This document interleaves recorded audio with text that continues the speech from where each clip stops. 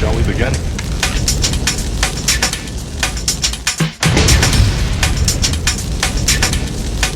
Let's begin now. What is going on, guys? It's Dan the Man, aka Daniel's son, and we are explaining the ending of the nice romantic series, Nisekoi. Nisekoi has been, manga-wise, been over since 2016, has 2 seasons of an anime series, and it also has a live-action movie. So, a lot of people are left, what the hell happened? Who did Raku choose? What is going on? So that's what I'm going to explain. And I'm pretty sure if you guys are watching this video, you've already seen the anime series, and that's where you're coming from. You want to know what happens. We'll briefly explain these characters, and then we'll dive into what exactly happens to these characters at the end. So to give you a brief summary, Raku is our main protagonist, our main character. He's a lot better than a certain somebody. You know who I'm talking about. He actually has the balls to pick one of the girls that we're introducing here in the series. And I respect that. And he's a likable character. He has cooking skills.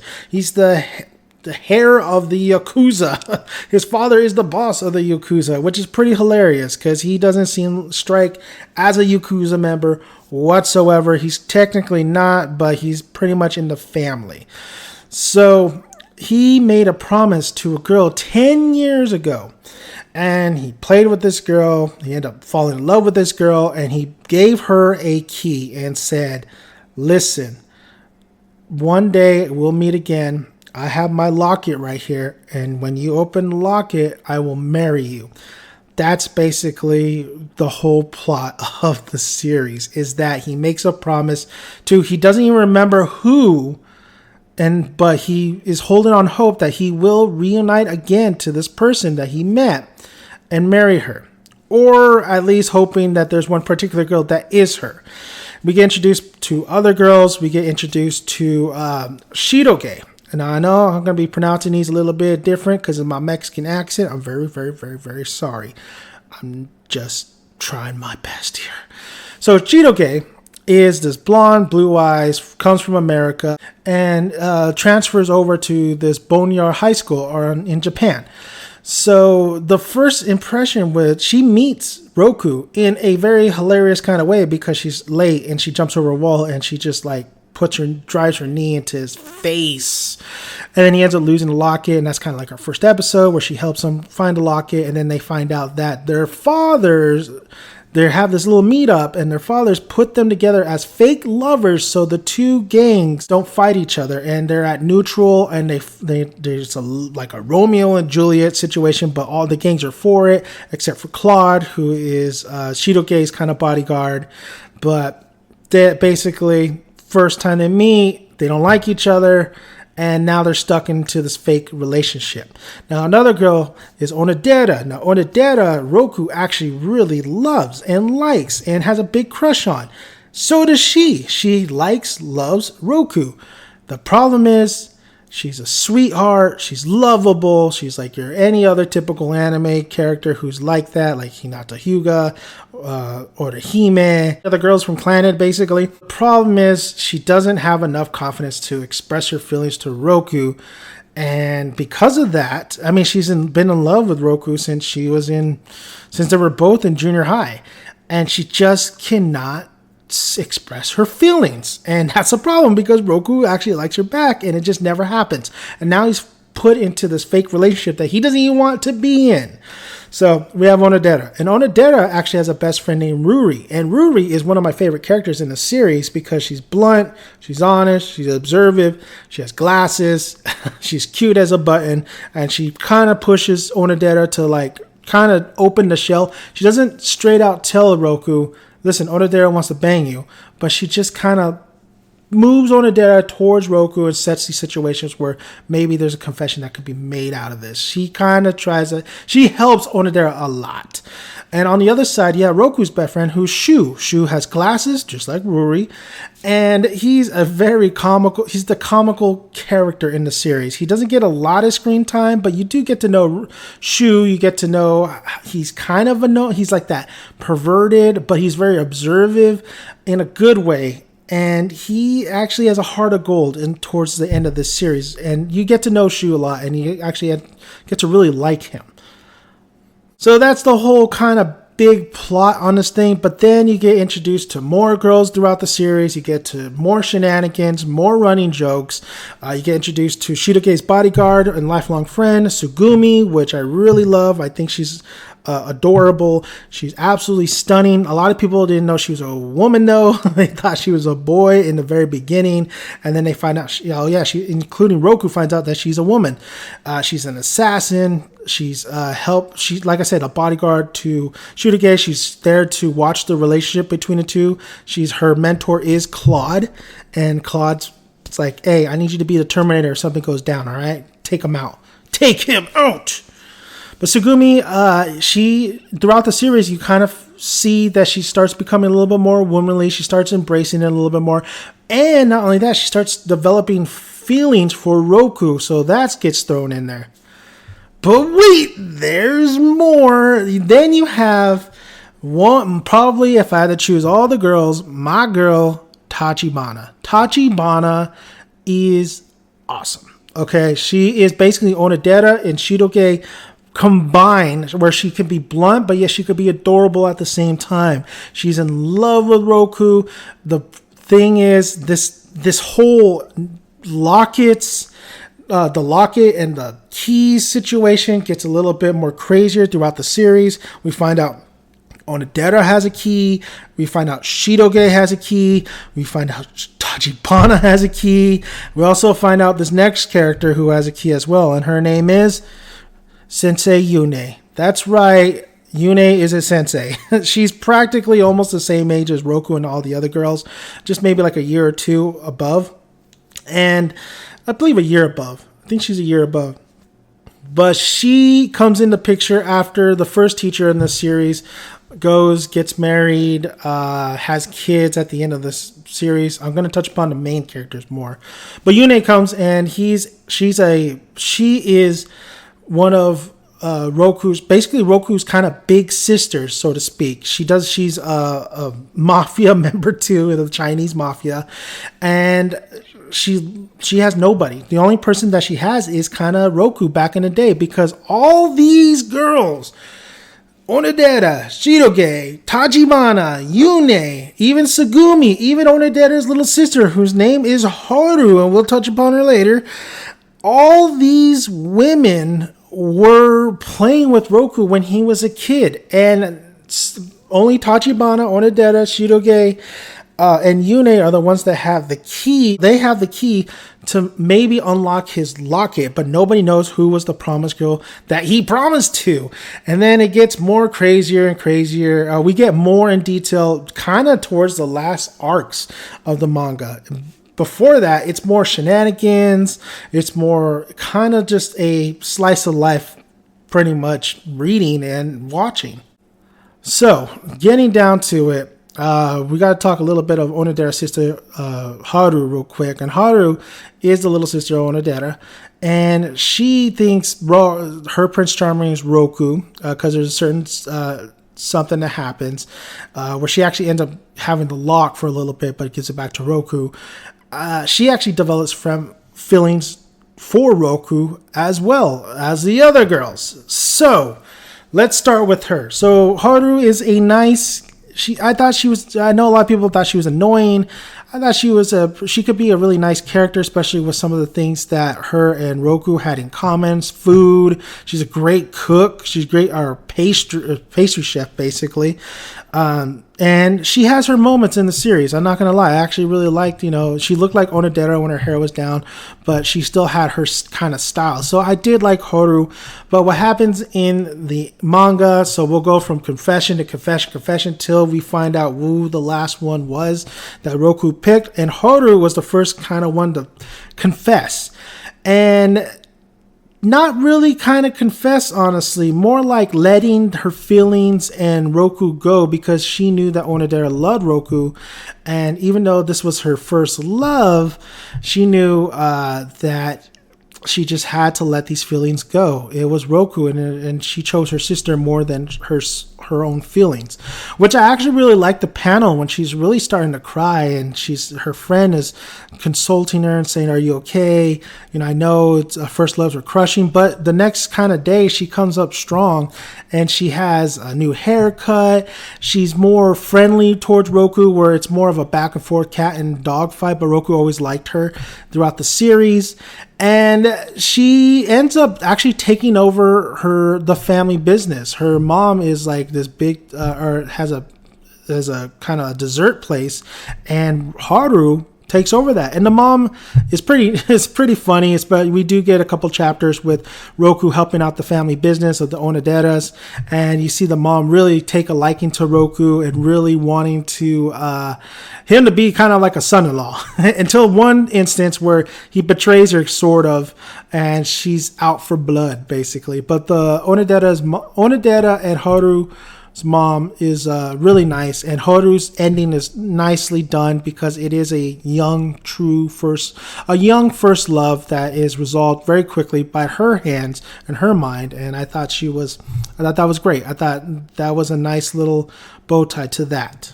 Then we have Tsugumi, and Tsugumi, if there was to be a spin-off of Nisekoi, one of the spin-offs I would love to have is for Tsugumi. I think Tsugumi, throughout the whole series, yes, the problem is Roku never really had, where his feelings lie throughout the whole series. There's never a moment where you're thinking Tsugumi's going to be the one true love for Roku. She doesn't have a key. You just never see him developing feelings like that to Tsugumi throughout the series.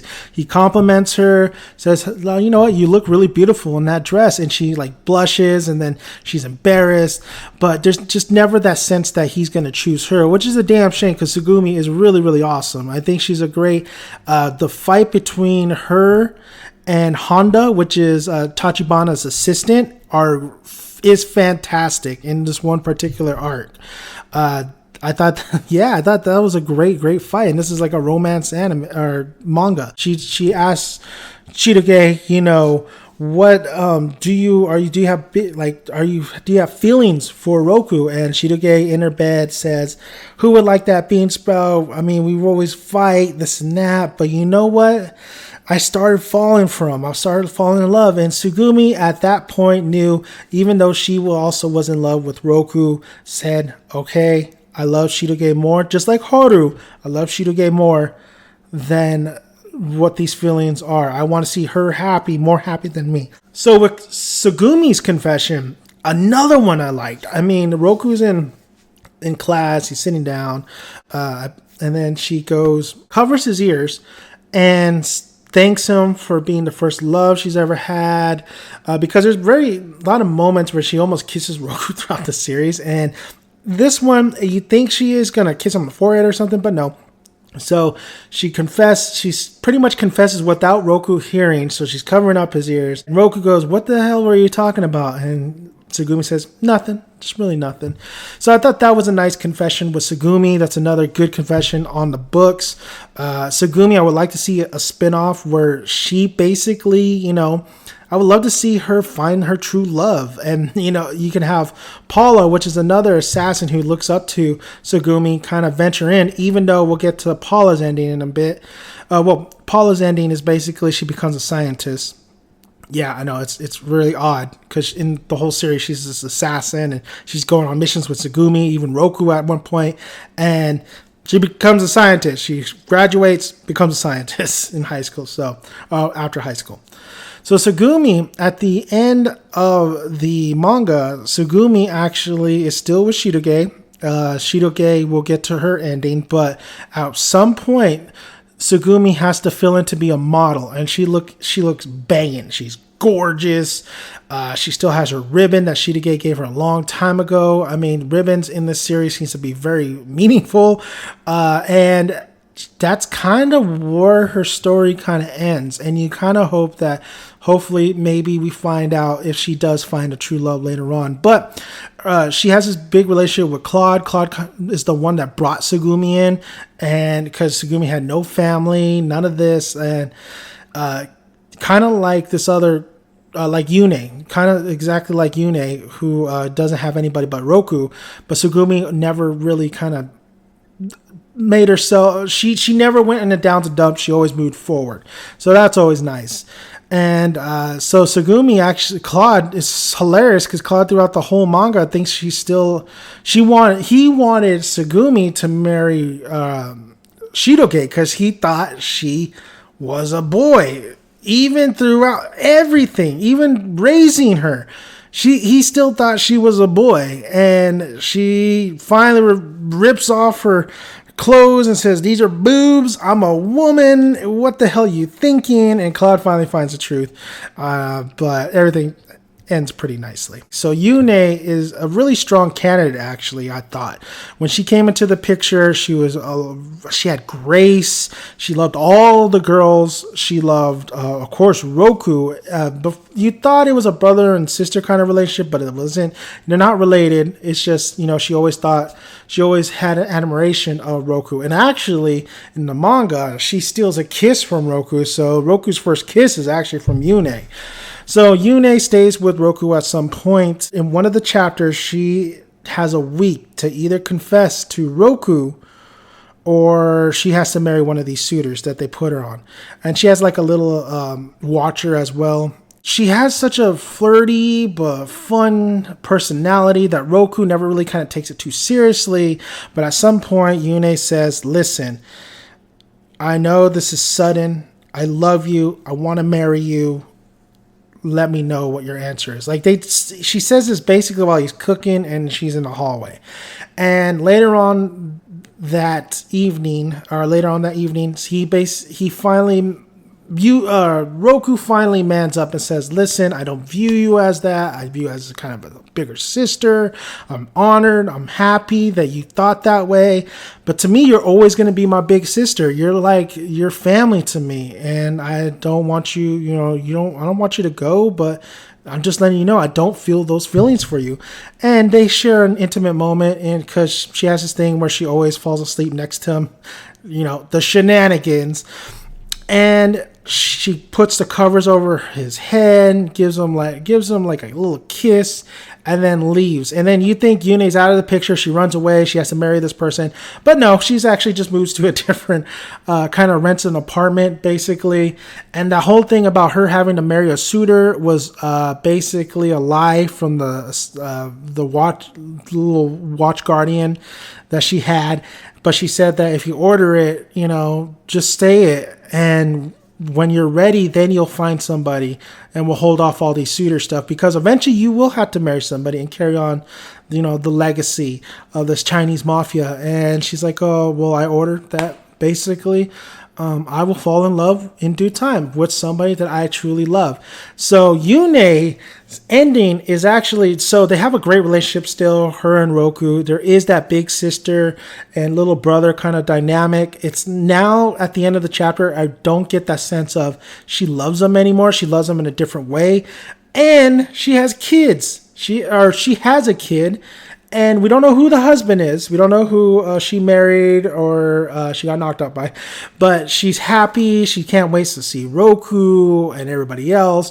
So Yune is still happy. She now has her family of her own. So now she's not lonely. So Yune, a great character. Really fun. Liked her as a teacher too. So she gets her happy ending. Just to let you guys know is that there's more to the story, okay? There's more to the story. But let's touch upon Tachibana, because she is my favorite girl out of all of them. And Tachibana, she had so many comedic moments in the series, but it was so funny and so flirtatious towards Roku. I loved it. She was very determined. I love her determination of trying to have Roku fall in love with her. And Tachibana's story is she was sick when she was a kid, and Roku would go and play with her and keep her company because she couldn't go outside. She had a weak, frail body. So in one of the arcs, she made a deal with her mother, and they have a terrible, strained relationship. Her mother's named Chika, and Chika is basically she's the head of. If you don't know about Tachibana, she she has the whole SWAT force basically have her back because her father is the head police officer basically of everybody, the head sergeant, and Chika. They have family traditions where she has to be the head of the household. She is the head of the household. She can't go anywhere. She has a more frail body than Tachibana, and she's basically forcing these traditions that she was forced upon onto Tachibana. But Tachibana met Roku back in the day, 10 years earlier, and she wants to try to get him to marry her because she's in love with him. So she makes a deal with her mother that if she can't do it at a certain point, or if her body fails and she has to basically come back for only the one spot that could help her with her diagnosis, she has to come back to her mother and fulfill the family tradition basically, and then she has to marry a suitor. That was the deal. Tachibana has, all the shenanigans, all the laughters, but she does become friends with everybody because at one point they were all friends. And I'll get to that in a minute. But Roku, she absolutely loved Roku and was hoping that maybe that in this series that he would feel the same. That's not the case. Now, the problem with Roku is he doesn't. In this whole series, you just don't feel like he's in love with Tachibana at all. Like she could be on his arm, she could do a lot. They could be in a Ferris wheel, but there's just never moments where, at one point, Tachibana's like, "What if let's kiss?" And Roku won't do it. So Roku, even though Tachibana is very precious to Roku, it's not a romantic relationship. To him, she's kind of like Yune, which is kind of a bummer because she really puts her all in trying and to love Roku and to have Roku love her. So Tachibana has to leave. She knows her time is up. Because at one point she's with Roku. They're alone. Shitoge has to go grab her bag. She kind of says, "What is your answer, Roku? Will you marry me? Will you love me? I'm here. I'm right here. Just let me know. Like, I need to know." And then she starts getting sick, and Honda's there and has to pick her up, and then they leave. Roku pretty much finds out that Tachibana went back to her mother, and then he knows that Tachibana doesn't want to go back to her mother, and then basically there's this big old arc where it's a rescue arc to Tachibana. So basically Roku's this knight in shining armor, but he's not in love with Tachibana. He's doing this as a friend. Like, he wants Tachibana, he's close to Tachibana, but as a friend. And he goes, rescues Tachibana, and there's this whole plan. Chika kind of realizes is like, even though the whole thing's useless because Tachibana has to stay there and has to go to a particular, to Pittsburgh to get her treatment done. She can't go back to Boneyard High School. Like, she can't go back with Roku and stuff. She has to stay and get her treatment. It's not life-threatening. It can be, but she has to do all this medical stuff for at least 2 years so she can get her body in a healthy state. But Roku doesn't know that, still saves her by the help of Tachibana's friend, Shitoge, Onodera, Ruri. They all help out too. And so Roku and Tachibana go on an airplane. They're away. They're trying to figure out what to do. Maybe Tachibana could stay at Shitoge's place. And then Tachibana explains the situation. And once again, kind of like, I know, thank you for saving me. Like, that's the love I was hoping for. And, I love you. I always love you. And I won't stop fighting for you, even though I know you don't love me. And Roku says, I love you, but I don't love you in that way. I love you in a friendship kind of way. So Roku, pretty much rejects Tachibana. Her key is not the one. She's not the promised girl. But they leave in a really good and friendly note, especially with Tachibana and Shitoge, because those two are always fighting, but they actually really like each other. Her whole kind of like her chasing after Roku was kind of done at that point. She does pop up towards the end, but all in all, so she isn't the one that Roku chooses. But at the end of the manga, she gets an invite to Roku's wedding. So, of course, she's going to attend. She is healthy as ever. She doesn't have long hair anymore. She has short hair. Remember the whole thing where Roku liked long hair. So that's why she grew out her hair. But she has short hair now. And she's with Honda. Her and Honda actually have a great heart-to-heart in the arc. And they like have a great understanding. They're both like very close to each other.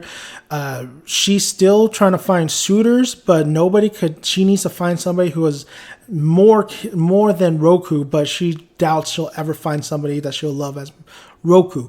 So at the end, she's still Tachibana. She's still trying to find love, but she still loves Roku. And she seems like her and Honda have a great relationship, and she seems she's living the bachelorette life, and she's actually doing what her mother couldn't do and exploring, probably just enjoying life. And her mother couldn't do that. And we find out in that arc too that her mother just never had all that, sort of, because her mother did at one point go to the same high school as Tachibana and the girls went to. Is there more to the story? And there is. It turns out that all Haru, Onodera, Shiroge, Tsugumi, Yune, Roku, Tachibana, all of them played 10 years earlier, all together in the same house. And you know who knew about it? Everybody's mom, basically. Onodera's mom, Shiroge's mom knew exactly what was going on, and she knew who wrote this book. And basically it's kind of like the author's inspiration was Romeo and Juliet, but she hated the ending and she always wanted a happy ending. So she wrote a happy ending to like a Romeo and Juliet kind of type story with the locket, with the keys. This is where it came from. And it wasn't just one key, it was like 4 different keys in one locket, and this boy made a promise. So the question was, because this book comes to play in the series, and we find out at the end who wrote this book. Why did Onodera have a page of the book, with her? Was she the promised girl? So basically, Shiroge's mom explains, because Shirige at one point overhears Onodera, Roku's knocked out. She confesses that she is in love with him. Shirige finds out and she's heartbroken. She says, I love these two so much. I want them to be together. I got to go. She transfers, right? She goes, she works for her mom, and she finds out that her mom knows who wrote that book. And who wrote that book was Raku's mom. Raku's mom wrote that fable, that fairy tale that started this whole thing. So what Shirige does, she actually goes to where Raku's mom is, because she's kind of like on a book tour. Like, she's as busy as Shirige's mom, but she is an author, so she's always on tour. It's pretty strange, because you just finally get a light bulb and you're like, oh yeah, that's right, where the hell is Raku's mom been? We didn't even get a mention of her until now. So Raku's mom actually wrote that book definitely when she was in high school with Shiroge's mom, Onodera's mom, Chika was there. Like, all the girls were actually in the same high school. So Roku's mom tells Shirige, listen, there's this one spot where you guys used to always play at. You'll find your answers over there. I don't have any more answers for you. But she does. She lies. She knows exactly how this whole story came to be. So Shirige goes to the special place where this promise was made, right? And the house they played in. So she goes over there, and Roku and Onodera actually find out from Shiroge's mom, so they end up going over there to go after her too, because they want to bring her back to where she belongs with them. The whole story too is that all of them read this, right, and all of them loved it. So all the girls and Roku read this, like, had this book, and they knew about it. So what happened was Yune got these things made. She got the keys made. She got the locket made. And she told Roku, okay, pick who you want to be with, who's going to be the promised girl. And then we'll all meet up together again one of these days and we'll all play or we'll all meet up together and we'll all find out who you're going to marry. So they kind of pressure Roku, and Roku kind of chooses Shirage because she has long hair. She's pretty. Tachibana is heartbroken. And Shirage is super happy, and she's an adorable kid too. So Shirage is super happy, and Onodera is kind of, down and out. And Roku looks at Onodera, and he knows exactly who he wanted to pick, but he didn't. But later on, Roku actually says, you know what, I'm going to tell Shirage, I want you to be the promised girl. I want you to marry you someday. And Shirage overhears this, just like how she overheard Onodera when Roku was knocked out. So Shirage overhears this. She knows that Roku and Onodera are perfect for each other. They get back in kind of like a group, and she says, you know what, no, Onodera, this is your key. You should be the promised girl. And then Onodera and Roku actually they do little letters and they put it in the locket. So, leading into the next confession is Onodera. Onodera finally confesses to Roku, and Roku, we all see it. We all knew. All right. If Onodera is confessing already, that only means one thing, that's not the one he loves anymore. And he does not. He tells Onodera, or Onodera figures it out. She confessed that I love you. I want to be with you. And then Onodera just realizes, but you don't feel the same. I could tell that you've fallen out of love with me. And Roku kind of, as I'm finally manning up, and says, I'm sorry. At one point I did, but I fell in love with this freaking gorilla. So Onodera gets rejected, right? And Ruri and Shu are there too, and Ruri is able to comfort Onodera while she's crying. Onodera has the key. Roku opens up the locket, and he reads the letters. Right, he reads the letters, and then Shirage actually is at that rock, at that promise, and she did see that there was names of Onodera and Roku together, the names together, and knew that Onodera was the promised girl. She's the promised girl. So yeah, Onodera is heartbroken. She's rejected, but she has this kind of smile because she knows she loves Shirage too. So she knows that even though she's not going to be with the man she loves, that Shirage is perfect. She wants, if it's anybody, she wants Shirage to be with Roku. And that's what kind of happens at the end.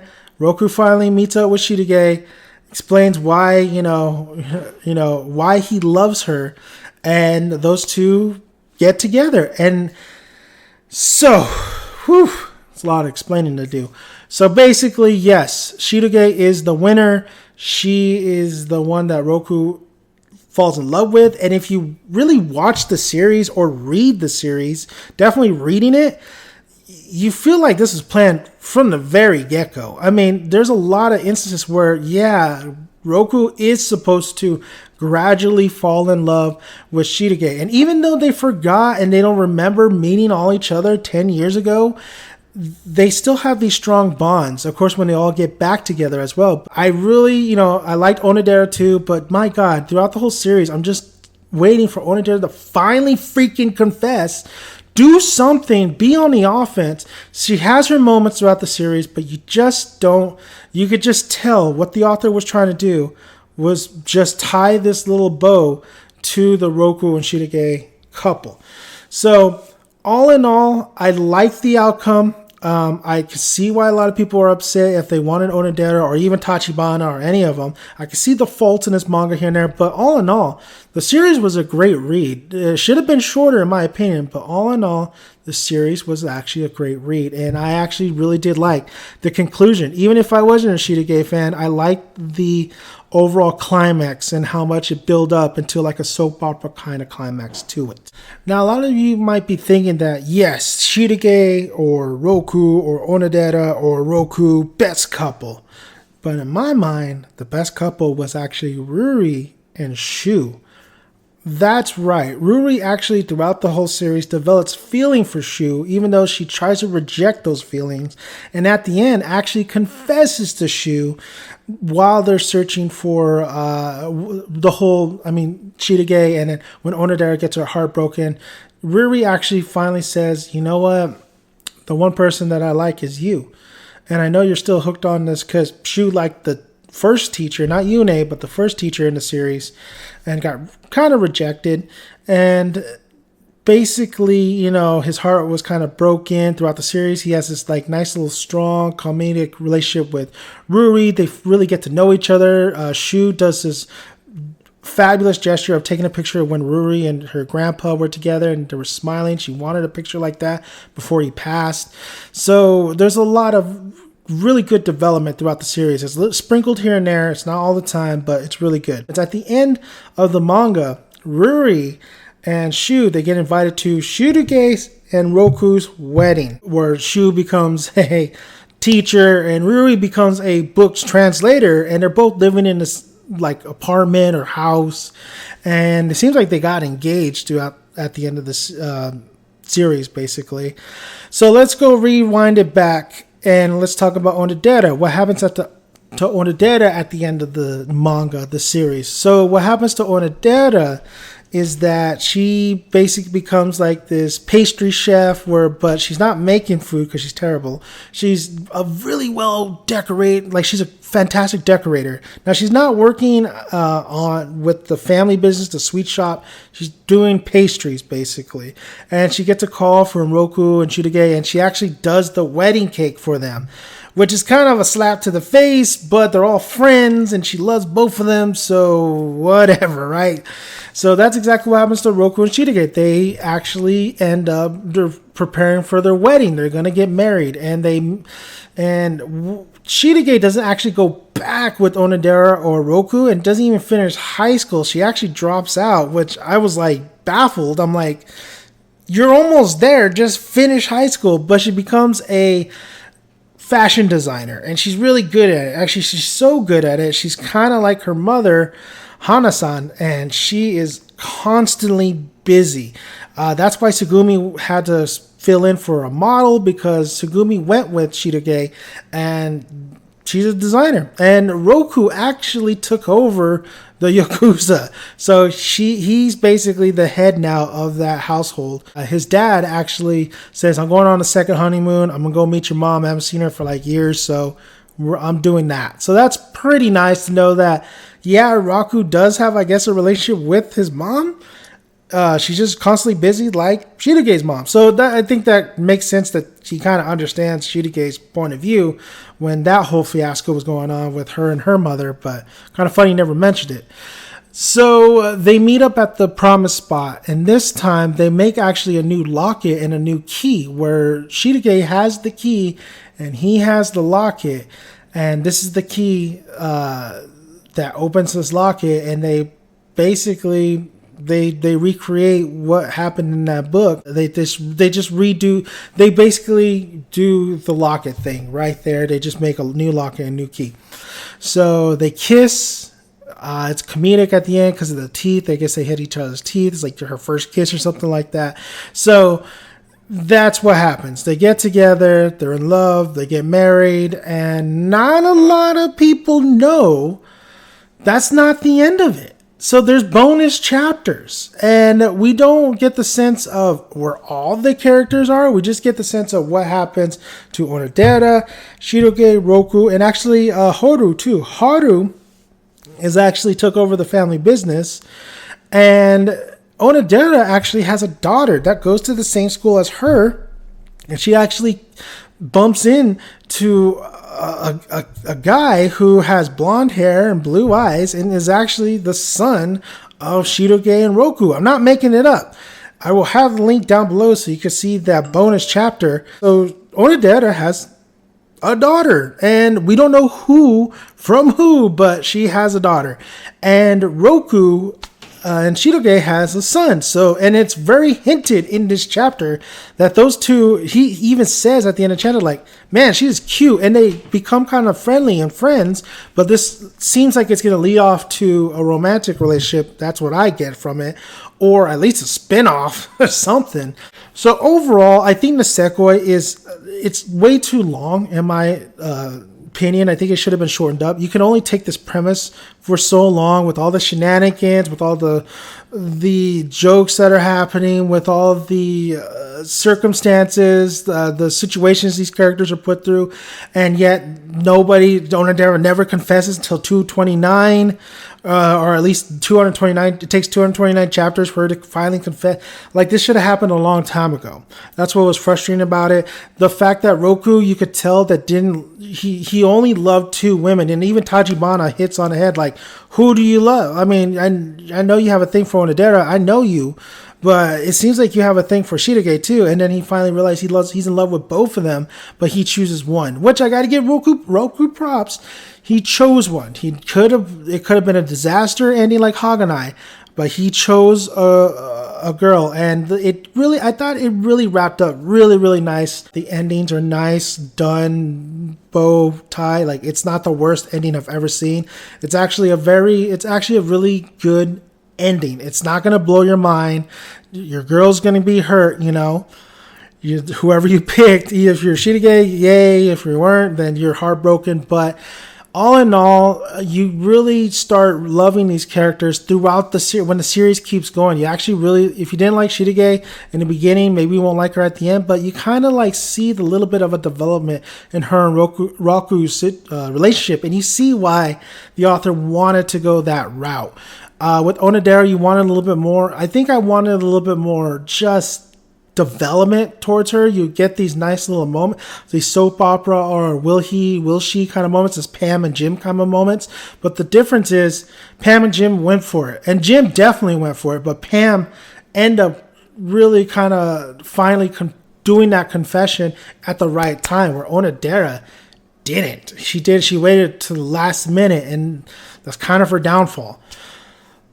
Check it out. I'll have the link below for the last chapter and then also the bonus chapter, so you guys could take a look and see Onodera's kid and also Raku and Shitoge's kid. So thank you guys for listening. Please subscribe to the channel. It would help a lot if you like the video too, and also push the bell notification. Thank you guys for listening, and you could check out also down below on my link will be the Haganai explained ending of the light novels. They're not making any more seasons on that, and then also the Sekerei ending explained on that one as well. So thank you guys. I'm Manga, and I'm out of here.